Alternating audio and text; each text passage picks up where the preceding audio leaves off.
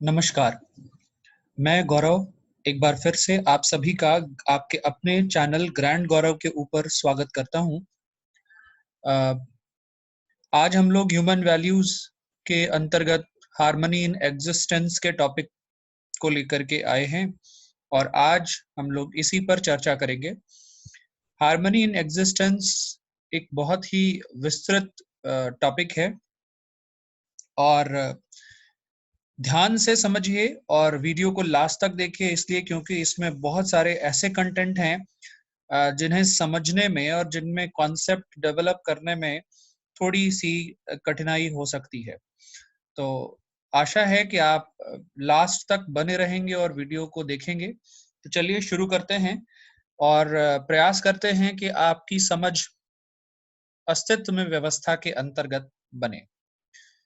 जब हम अस्तित्व में व्यवस्था की बात करते हैं तो हम सबसे पहले ये समझें कि अभी तक हम लोगों ने 4 स्तरों पर साम्य की अवस्था या सामंजस्य की अवस्था को देखने का कार्य किया है, जिसमें harmony in human being, harmony in family और हार्मनी इन सोसाइटी, यहाँ तक हम लोगों ने बात की है। और इसके पहले के जो लेक्चर्स हैं उसमें हमने हार्मनी इन नेचर, इस पर भी बात कर ली है। तो आज हम लोग हार्मनी इन एग्जिस्टेंस यानी अस्तित्व में सामंजस्य की व्यवस्था को देखेंगे। और जब अस्तित्व में सामंजस्य की व्यवस्था को देखना है तो सबसे पहले हमें यह समझना है कि वास्तव में अस्तित्व की बात हम क्यों कर रहे हैं और वास्तव में अस्तित्व है क्या। तो जब भी हम अस्तित्व की बात कर रहे हैं, अस्तित्व क्या है? आपकी स्क्रीन पे आपको चीजें दिख रही हैं। अस्तित्व में 2 शब्दों का समावेश है, अस्ति और त्व। बेसिकली ये संस्कृत के आधार पर हमने इन शब्दों को विभाजित किया है। अस्ति का अर्थ है या होना, और त्व का अर्थ है व्यवस्था। तो अगर हम देखें अस्तित्व का अर्थ और अस्तित्व के अर्थ को समझने का प्रयास करें तो अस्तित्व का अर्थ है कि किसी भी प्रकार से हमारे आसपास जितनी भी चीजें हैं या जितनी भी चीजों को हम चर अचर देख पा रहे हैं, नहीं देख पा रहे हैं, उनमें एक व्यवस्था का होना ही अस्तित्व है। तो हम लोगों ने प्रकृति की बात की थी और प्रकृति को हम लोगों ने परिभाषित करने के लिए ये कहा कि प्रकृति विभिन्न प्रकार की इकाइयों का एक समूह है और प्रकृति में 4 प्रकार के व्यवस्था की बात हम लोगों ने की थी, जिसमें हमने मानव व्यवस्था, जीव अवस्था, इस प्रकार से 4 प्रकार के अवस्थाओं की बात हम लोगों ने की थी। लेकिन यहाँ जब हम अस्तित्व की बात कर रहे हैं तो अस्तित्व का अर्थ यहाँ समझना है। अस्तित्व का अर्थ मुख्यतः सह अस्तित्व है। अब ये सह अस्तित्व क्या है? जैसा कि हम लोगों ने पहले भी बात की है कि जब भी हम अस्तित्व की बात करते हैं, व्यक्ति का होना या आसपास हमें जितनी भी चीजें दिखती हैं, उन सभी चीजों का जो हमारे आसपास हैं, उन चीजों को जब हम देखते हैं तो वो एक व्यवस्था में पाई जाती हैं और वो व्यवस्था में अकेले नहीं हैं, बल्कि वो व्यवस्था में या तो परिवार के साथ, या तो समाज के साथ, या तो प्रकृति के साथ, या हमें जितनी भी चीजें इस संसार में दिखाई देती हैं उनके साथ व्यवस्था में हैं। तो इसी व्यवस्था को हम जब अस्तित्व कहते हैं तो अस्तित्व का होना ही मुख्य रूप से सह अस्तित्व है। यानी हमारा स्वयं का अस्तित्व स्वयं के लिए नहीं है, बल्कि जो स्वयं का अस्तित्व है वो दूसरे सभी चीजों के होने के साथ है। तो एक प्रकार से हम कह सकते हैं कि इस संसार में जितनी भी चीजें हैं उनका अस्तित्व स्वयं में अकेले नहीं है, बल्कि वो सह अस्तित्व है, सहजीवन है उनका, और इसी सहजीवन में वो चलते हैं। और जब हम सह अस्तित्व को समझने का प्रयास करते हैं तो सह अस्तित्व को समझने के आधार पर अगर हम जाएं तो हम कहते हैं शून्य में संपृक्त इकाइयों की बात हम कर रहे हैं। अब ये शून्य की बात हम क्यों कर रहे हैं? शून्य की बात इसलिए कर रहे हैं क्योंकि ब्रह्मांड में यानी इस पूरे संसार में हमें जितनी भी चीजें दिखाई देती हैं वो वास्तव में स्पेस अर्थात शून्य का एक भाग है। तो प्रकृति को अगर हमने देखा तो प्रकृति में 4 अवस्थाएं पाई गई, लेकिन वो 4 अवस्थाएं जो हैं वो कहाँ विद्यमान है? तो कहते हैं कि वो स्पेस में है, वो शून्य में है। ठीक।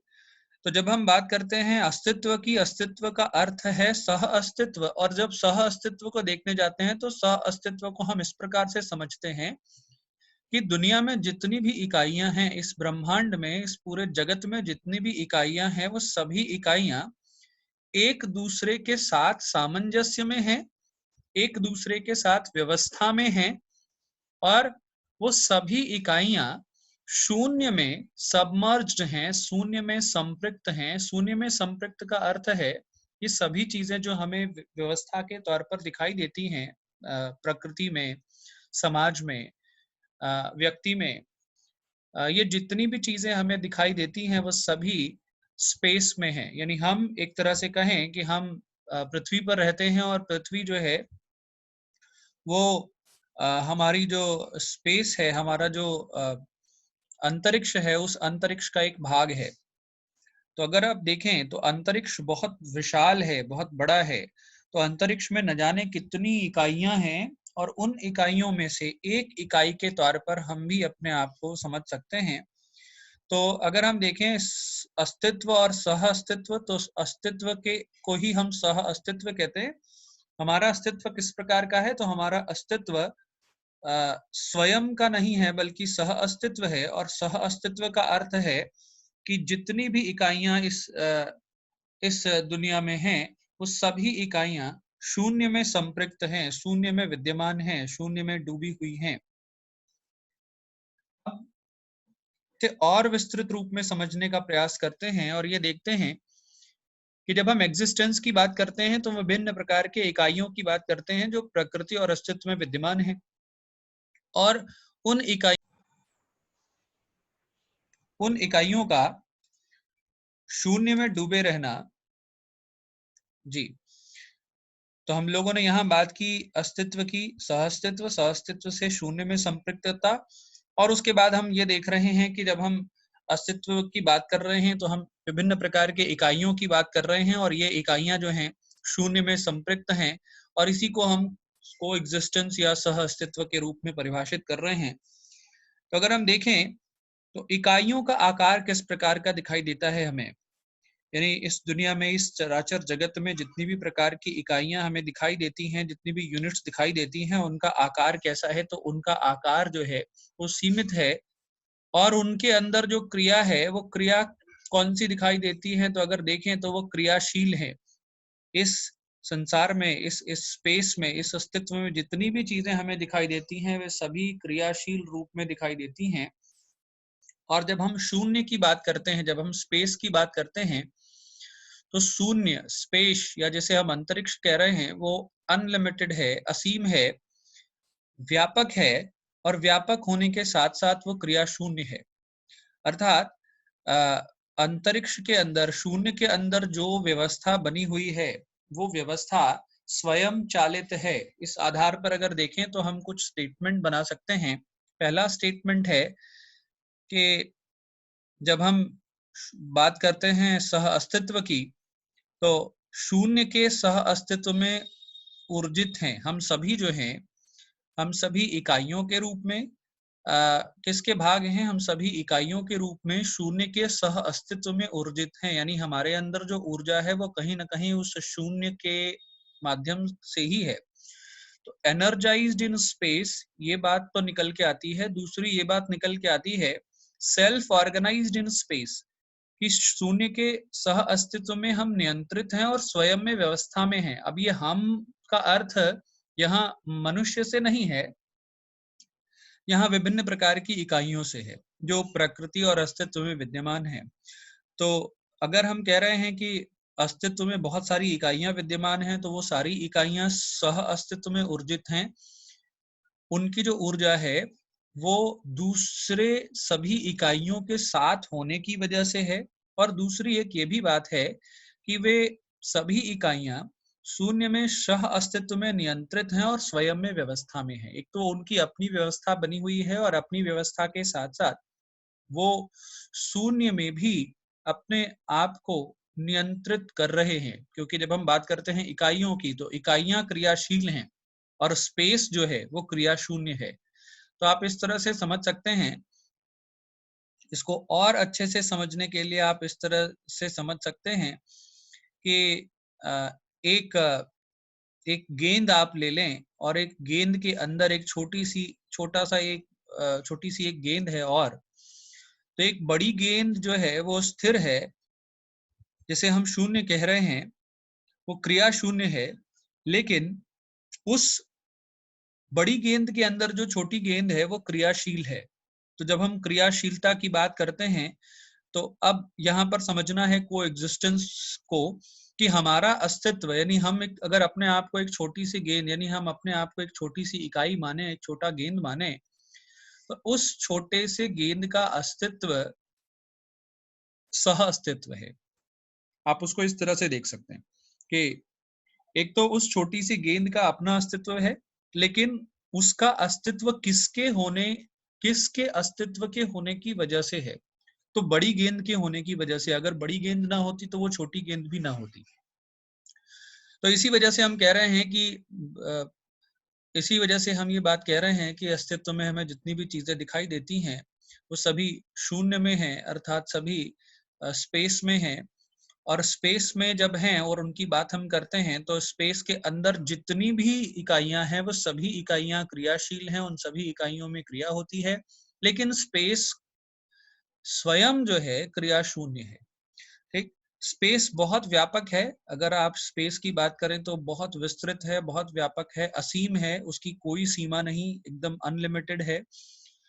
अगर हम इकाइयों की बात करें, हम बड़ी गेंद के अंदर एक छोटी गेंद की बात करें तो उस छोटी गेंद का कुछ आकार, रूप, रंग कुछ होगा, उसमें कुछ क्रिया निश्चित होगी और वो क्रिया ऊर्जा के माध्यम से हो रही होगी। तो इस प्रकार से अगर हम समझें तो हम कहते हैं कि शून्य के सह अस्तित्व में हम ऊर्जित हैं और साथ ही साथ शून्य के सह अस्तित्व में हम नियंत्रित हैं और स्वयं में व्यवस्था में हैं। तो अगर इन सभी के आधार पर हम देखें तो हम कह सकते हैं कि शून्य के सह अस्तित्व में परस्परता को पहचानती, यानी जितनी भी इकाइयां हैं वो सभी इकाइयां शून्य के सह अस्तित्व में परस्परता को पहचानती हैं, वो म्यूचुअल रिलेशन को पहचानती हैं। म्यूचुअल रिलेशन को पहचान करके उस रिलेशन के आधार पर जो कार्य है उस कार्य का वो निर्वाह करती हैं। यानी एक प्रकार से अगर कहा जाए तो बड़ी व्यवस्था में भागीदारी छोटी छोटी इकाइयां निभाती हैं। तो जितनी भी छोटी इकाइयां हैं वो सभी एक बड़ी व्यवस्था में अपनी भागीदारी को सुनिश्चित करती हैं, समग्र व्यवस्था में अपनी भागीदारी को सुनिश्चित करती हैं। अगर हम थोड़ा और आगे बढ़ें, हम लोगों ने ये जो आपके सामने स्क्रीन पे आप चीजें देख पा रहे हैं, तो इस चीज को हम लोगों ने पहले भी डिस्कस किया है, क्योंकि इससे पहले प्रकृति में व्यवस्था की बात हम लोगों ने पढ़ी और वहां पर हम लोगों ने इसे डिस्कस करा कि 4 अवस्थाएं प्रकृति में हैं, पदार्थ अवस्था, प्राण अवस्था, जीव अवस्था और मानव अवस्था, जिसे हम ज्ञान अवस्था कह रहे हैं। उसकी विभिन्न इकाइयों के बारे में हमने पढ़ा, इकाइयों में किस प्रकार की क्रिया होती है। अब अगर हम इकाइयों में होने वाली क्रिया को देखें तो ये क्रिया जो है ये ऊर्जा के कारण हो रही है। तो अगर हम लोगों ने देखा कि पदार्थ अवस्था, प्राण अवस्था, जीव अवस्था, मानव अवस्था, ये तो हमें इस पृथ्वी पर दिखाई देती हैं, लेकिन पृथ्वी कहाँ पर है तो कहते हैं कि पृथ्वी शून्य में है, पृथ्वी अंतरिक्ष में यानी पृथ्वी स्पेस में है। और अर्थ पे जितनी भी प्रकार की क्रिया, जितनी भी प्रकार की एक्टिविटी दिखाई देती है वो सभी प्रकार की क्रियाएं हमें ये बताती हैं कि प्रकृति में विद्यमान जितनी भी इकाइयां हैं वो क्रियाशील हैं, लेकिन स्वयं अस्तित्व जो है, स्वयं शून्य जो है, जैसे हम स्पेस कह रहे हैं, उसमें कोई क्रियाशीलता नहीं है, वो क्रिया शून्य है।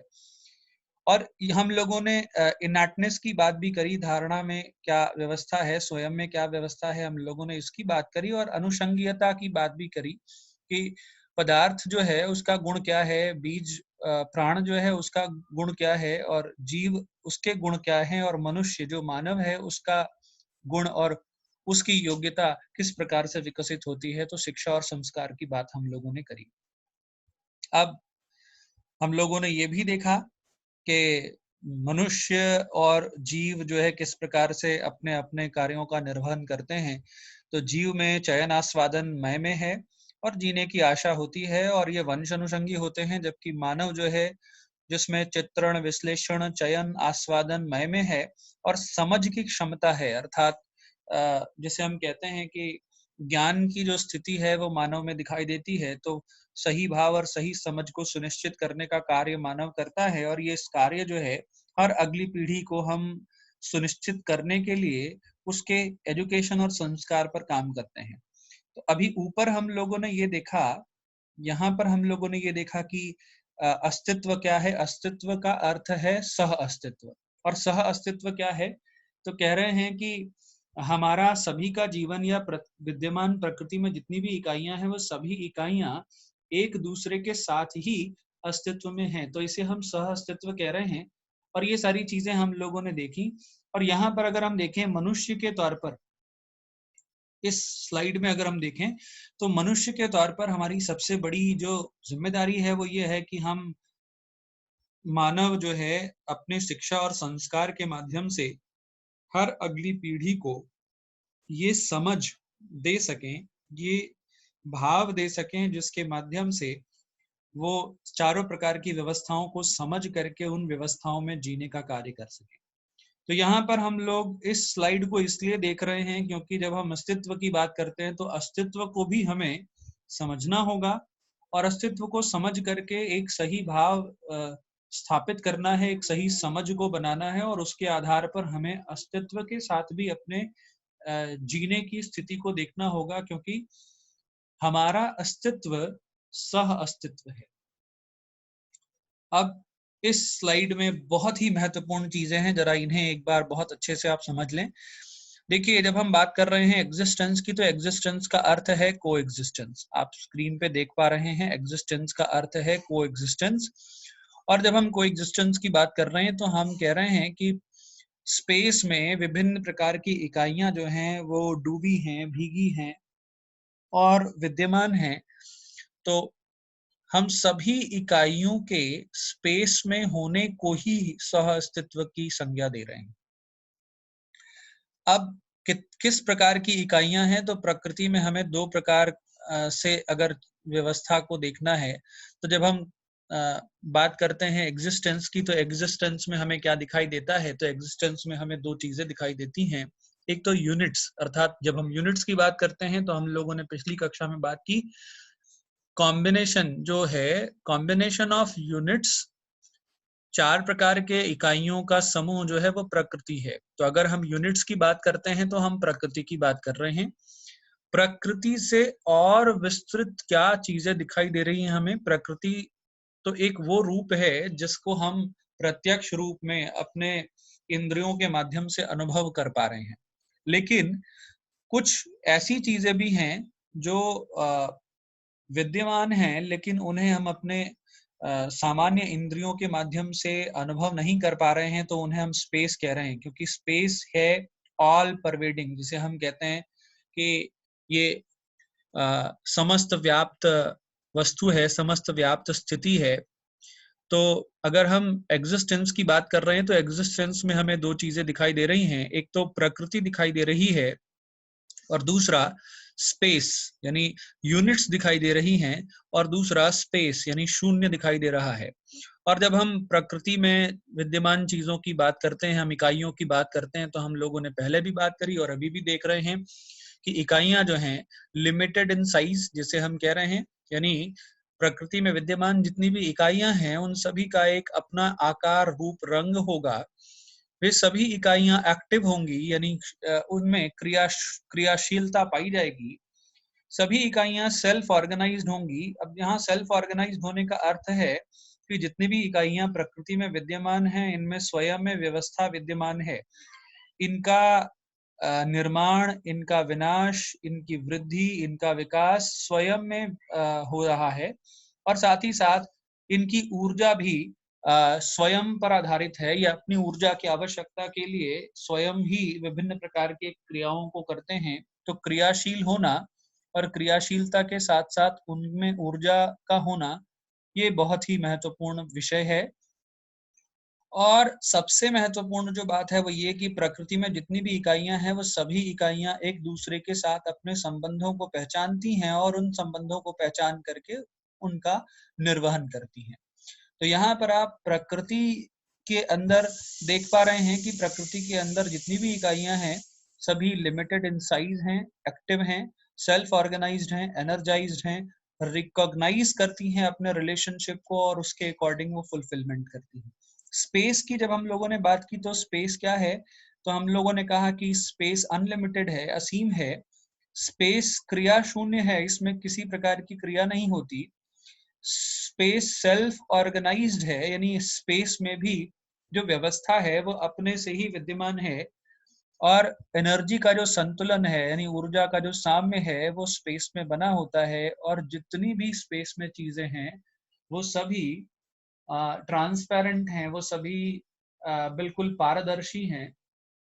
ठीक, तो यहाँ तक हम लोगों ने देखा। अभी हम लोगों ने प्रकृति और अस्तित्व के को समझने का प्रयास किया। तो अस्तित्व की जब हम बात करते हैं तो अस्तित्व का अर्थ है सह अस्तित्व, और सह अस्तित्व की जब हम बात करते हैं तो इसका अर्थ है कि विभिन्न प्रकार की इकाइयों का शून्य में संपृक्त होना। अब जब हम लोगों ने बात की प्रकृति की, तो प्रकृति की क्या विशेषता है, प्रकृति में कौन कौन सी चीजें आती हैं, और शून्य में क्या विशेषता है, शून्य में कौन कौन सी चीजें आती हैं। प्रकृति की इकाइयों को अगर हम दो अलग अलग भागों में बांटें, तो प्रकृति की इकाइयों को दो अलग अलग भागों में बांटने पर हमें दो चीजें दिखाई देती हैं कि प्रकृति में कुछ ऐसी चीजें हैं जो जड़ चीजें हैं, जिसे हम मटेरियल कह रहे हैं। जड़ का अर्थ है गठनशील। और कुछ ऐसी चीजें हैं जो गठन पूर्ण हैं, अर्थात जिन्हें हम कॉन्शियसनेस कह रहे हैं, वो चैतन्य की बात कर रहे हैं। तो आप इस तरह से समझिए कि प्रकृति में जितनी भी चीजें विद्यमान हैं उसमें दो चीजें हम देख पा रहे हैं, एक तो जड़ चीजें हैं और दूसरी चैतन्य चीजें हैं। अब जड़ चीजें कौन कौन सी हैं, तो हम ये कह रहे हैं कि जड़ चीजें वो चीजें हैं जिनका एक फिजिकल रूप, रंग, आकार, कुछ गुण, कुछ विशेषताएं होंगी, वो जड़ चीजें हैं। लेकिन उन जड़ चीजों में वृद्धि होना, उन जड़ चीजों में ऊर्जा होना, उन जड़ चीजों में विकास का होना, उन जड़ चीजों की उन जड़ चीजों में ज्ञान, अवधारणा, मानना, इस प्रकार के भाव या इस प्रकार की चीजों का आना, ये कैसे संभव है, तो ये बिना सेल्फ के संभव नहीं है। तो अगर हम देखें तो हमें प्रकृति में बहुत सारी जड़ वस्तुएं, जड़ चीजें दिखाई देती हैं, और उसके साथ साथ उन जड़ चीजों में हमें चैतन्यता भी दिखाई देती है। ठीक, कुछ ऐसी चीजें, कुछ ऐसी जड़ चीजें हैं जिनमें चैतन्यता नहीं होती, वो बिल्कुल स्थिर और जड़ होती हैं। लेकिन कुछ ऐसी जड़ वस्तुएं हैं जो चैतन्य के संयोग से चैतन्य के संयोग से वो अलग रूप में अपने आप को प्रदर्शित करती हैं। तो प्रकृति में हमें दो प्रकार की चीजें दिख रही हैं, एक तो जड़ चीजें दिख रही हैं, दूसरा चैतन्य चीजें दिख रही हैं। अब जब हम जड़ और चैतन्य चीजों की बात कर रहे हैं तो हमने चार प्रकार की व्यवस्थाओं की बात की थी। अब चार प्रकार की व्यवस्थाओं को समझते हैं। तो फिजिकल ऑर्डर की बात हम लोगों ने करी, जैसे हम लोग भौतिक अवस्था कहते हैं। तो भौतिक अवस्था क्या है, तो हमने कहा था कि भौतिक अवस्था में विभिन्न प्रकार के छोटे से छोटे एलिमेंट्स, छोटे से छोटे पदार्थों की बात हम लोगों ने की। तो हम एटम्स की बात करते हैं, मॉलिक्यूल्स की बात करते हैं, मॉलिक्यूलर स्ट्रक्चर की बात करते हैं, जिनके माध्यम से लंप और फ्लूइड्स बनते हैं। ठीक, तो ये पदार्थ अवस्था में जितनी चीजें हैं, पदार्थ अवस्था में हमें विभिन्न प्रकार के रज, विभिन्न प्रकार के कण, अणु, परमाणु, विभिन्न प्रकार की चीजें दिखाई देती हैं। ठीक, और अगर हम प्राणावस्था की बात करें, जैसे हम प्राणिक ऑर्डर कह रहे हैं, तो प्राणावस्था का अर्थ है कि कहीं ना कहीं फिजिकल ऑर्डर में जितनी चीजें हैं, पदार्थ अवस्था में जितनी चीजें हैं, उनको हम एक भौतिक गुण के अतिरिक्त एक जैविक गुण के रूप में देखना शुरू कर रहे हैं। तो फिजिकल ऑर्डर की जब हम बात कर रहे हैं तो यहाँ पर जितनी भी चीजें हैं वो सभी भौतिक रूप, रंग, आकार, स्वरूप वाली हैं। प्राणिक ऑर्डर की जब हम बात कर रहे हैं तो इसमें सेल्स हैं, इसमें प्लांट्स हैं, और सेल्स के थ्रू प्लांट्स बन रहे हैं, प्लांट्स से एनिमल बॉडी, और एनिमल बॉडी से ह्यूमन बॉडी का फॉर्मेशन हो रहा है। तो प्राणिक ऑर्डर जो है, प्राणिक ऑर्डर से हम दो अलग अलग प्रकार के ऑर्डर्स को देख पा रहे हैं। एक तो एनिमल ऑर्डर और दूसरा है ह्यूमन ऑर्डर। अब एनिमल ऑर्डर का अर्थ क्या है? एनिमल ऑर्डर का अर्थ है केवल एक जानवर का शरीर। जब हम शरीर की बात कर रहे हैं तो कहीं ना कहीं वो जड़ चीजों के माध्यम से बन रही है। और एनिमल ऑर्डर जब चैतन्य से जुड़ता है, अर्थात जब जानवर जो है, अब एक तरह से कह सकते हैं कि जब जानवर का शरीर यानी एक बॉडी जो है वो जब चैतन्य ऊर्जा से जुड़ता है, तब जाकर के वो एक जानवर के तौर पर, सजीव के तौर पर हमें दिखता है। और यही चीज हम ह्यूमन बॉडी के साथ भी कह सकते हैं कि ह्यूमन बॉडी जो है विभिन्न प्रकार के फिजिकल और बायोलॉजिकल जो कंपोनेंट्स हैं, जो एलिमेंट्स हैं, उनके कॉम्बिनेशन से बन रही है। लेकिन ह्यूमन किस हिसाब से बन रहा है? तो जब तक ह्यूमन में वो चैतन्य नहीं है, जब तक ह्यूमन में वो कॉन्शियसनेस नहीं है, तब तक हम मानव को मानव नहीं कह सकते। तो अगर हम देखते हैं तो एनिमल बॉडी और एनिमल बॉडी के साथ अगर हम चैतन्य की बात करते हैं तो जानवर हमें दिखाई देते हैं। ह्यूमन बॉडी और ह्यूमन बॉडी में जब हम चैतन्य की बात करते हैं तो मनुष्य हमें दिखाई देता है।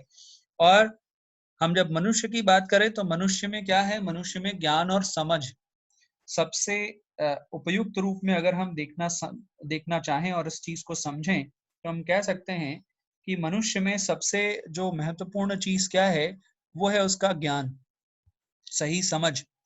और इस सही समझ को वो किस प्रकार से प्रयोग करेगा? तो इस सही समझ को वो प्रयोग करेगा कि प्रमाण पूर्वक उसे जीना है।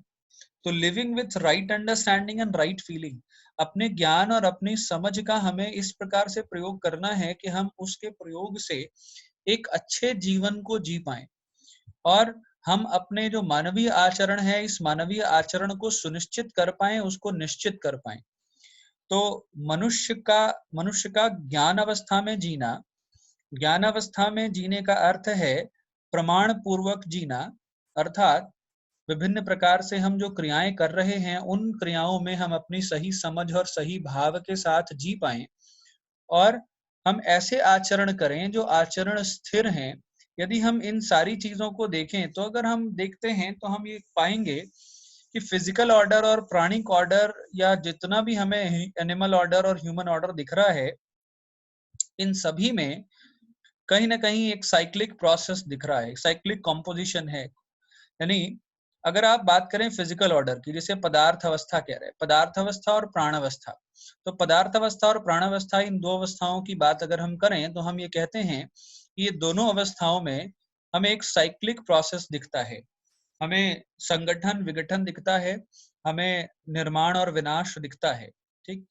और यही चीज एनिमल और ह्यूमन ऑर्डर के साथ भी है। लेकिन एनिमल और ह्यूमन ऑर्डर के साथ अगर हम देखें तो हम ये कह सकते हैं कि ये जो एनिमल और ह्यूमन जो साइकिल है, उसका जो विकास है वो साइक्लिक नहीं है। अब इस तरह से विकास की जब हम बात कर रहे हैं तो यहाँ पर हम क्या कह रहे हैं? हम कह रहे हैं राइट अंडरस्टैंडिंग राइट फीलिंग की। एक जानवर, एक जीव जो है, वो जिस प्रकार से जीवन जी रहा है, ये आवश्यक नहीं कि उसकी संतान भी उसी प्रकार से जीवन जिएगी। इसी प्रकार से अगर मनुष्य की बात करें तो एक मनुष्य जिसने विभिन्न प्रकार से ज्ञान अर्जित कर लिया, विभिन्न प्रकार से सही समझ और सही भावों को अपने अंदर स्थापित कर लिया, और अपने मानवीय आचरण को निश्चित करने का प्रयास कर लिया, तो ये आवश्यक नहीं है कि उसके द्वारा किए गए ये प्रयास उसकी अगली पीढ़ी को भी ट्रांसफर होंगे। तो अगर ऐसा देखें तो हम ये कह रहे हैं कि फिजिकल ऑर्डर और प्राणिक ऑर्डर में जितनी चीजें हमें दिख रही हैं वो साइक्लिक प्रोसेस का पार्ट हैं। लेकिन हम मानव जो हैं, और जो अगर हम कहें मनुष्य जितने भी हैं, वो सभी साइक्लिक ऑर्डर का पार्ट नहीं है। ठीक। तो हमारे अंदर जो डेवलपमेंट है वो साइक्लिक नहीं है। ठीक। तो आज हम लोगों ने क्या देखा? आज हम लोगों ने देखा कि एग्जिस्टेंस का अर्थ है को एग्जिस्टेंस, यानी हमारे अस्तित्व का जो अ, हमारे जो अस्तित्व का एक तरह से कहीं उद्देश्य है कि हमारा होना हमारा होना सह अस्तित्व में होना ही है। तो अगर हम अपने होने की बात करते हैं, तो अगर हम देखें अपने आसपास, अपने चारों तरफ अगर देखें, तो हमारा होना इस चीज पर निर्भर करता है कि हमारे आसपास कौन कौन सी चीजें विद्यमान हैं, क्योंकि उन्हीं के माध्यम से और उन्हीं के आधार पर हम अपने जीवन को चला पा रहे हैं और अपने जीवन में जी पा रहे हैं। तो एग्जिस्टेंस का अर्थ है कोएग्जिस्टेंस। और जब हम कोएग्जिस्टेंस को समझने का प्रयास कर रहे हैं, तो हम लोगों ने ये देखा कि हम शून्य में विद्यमान, यानी एक अंतरिक्ष में विद्यमान विभिन्न प्रकार की इकाइयों की बात कर रहे हैं जो शून्य में संपृक्त हैं। तो हम सभी एक इकाई के तौर पर हैं और हम सभी शून्य में संपृक्त इकाई हैं। अगली चीज हम लोगों ने देखी कि every unit in existence with is related with every other unit, जिसे हम सह अस्तित्व कह रहे हैं। ठीक। अगला थर्ड पॉइंट जो है यहाँ पे वो कह रहा है कि synergy is intrinsic to existence, harmony in inherent to existence. अच्छा, यहाँ पर देखिए सिनर्जी की जब हम बात कर रहे हैं, सिनर्जी का अर्थ है विभिन्न प्रकार की इकाइयों, विभिन्न प्रकार की ऊर्जाओं, विभिन्न प्रकार की चीजों का एक साथ समावेशित होना। तो अगर हम कहें एक साथ समावेशित होना, ये तो एक इंट्रिंसिक क्वालिटी है, ये तो हम हमारे अंदर की चीज है कि हम कहीं ना कहीं हमारा जो अस्तित्व है वो सिनर्जी में है, कहीं ना कहीं उन सभी चीजों के साथ। लेकिन उन सभी चीजों के साथ अगर हमारी हार्मनी होगी, तो हमारी हार्मनी को ही हमें इनहेरेंट मानना चाहिए। यानी इन सभी तत्वों, इन सभी इकाइयों के साथ हमारा जो सामंजस्य है, इस सामंजस्य को ही हमें महत्वपूर्ण मानना है। तो हम कह रहे हैं we do not have to create it, we do not have to construct it. ठीक। तो हमारा जो अस्तित्व है, इस अस्तित्व को हम स्वयं बना नहीं रहे हैं, इस अस्तित्व का हम स्वयं निर्माण नहीं कर रहे हैं, लेकिन ये जो व्यवस्था है, ये जो अस्तित्व है, इस व्यवस्था को समझ करके उसमें जीना ही एक सबसे महत्वपूर्ण विकल्प हमारे पास बचता है। तो एक ह्यूमन बीइंग के तौर पर हमें क्या करना चाहिए? हमें ये करना चाहिए कि हमें ये पहले रियलाइज करना है कि हमारा अस्तित्व सह-अस्तित्व में है, और सह-अस्तित्व में एक बार अगर हम इस व्यवस्था को समझ गए, तो उसमें जीना, उसमें साम्य के साथ जीना, सामंजस्य के साथ जीना ही मानव जीवन का एक उद्देश्य है। तो आज हम लोगों ने ये देखा, to understand the inherent harmony, the coexistence in existence. ठीक। आज हम लोगों ने ये देखा कि अगर हमें प्रकृति के अतिरिक्त स्पेस में, शून्य में, या जिसे हम अस्तित्व में व्यवस्था को देखना है, तो अस्तित्व में व्यवस्था को देखना का अर्थ है कि अस्तित्व में व्यवस्था को समझना और उस व्यवस्था में जीना। ठीक। तो आज के लिए इतना ही।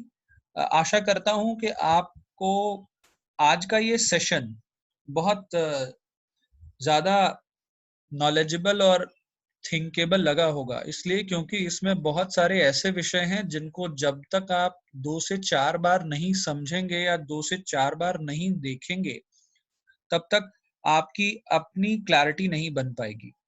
और जिन लोगों को भी इस विषय पे एग्जाम देना है, उनसे मैं विशेष आग्रह कर रहा हूं कि वो इस वीडियो को कई बार देखें, ताकि वो एक कॉन्सेप्ट बना पाए अस्तित्व के बारे में, वो एक कॉन्सेप्ट बना पाए अस्तित्व की व्यवस्था को समझने के विषय में।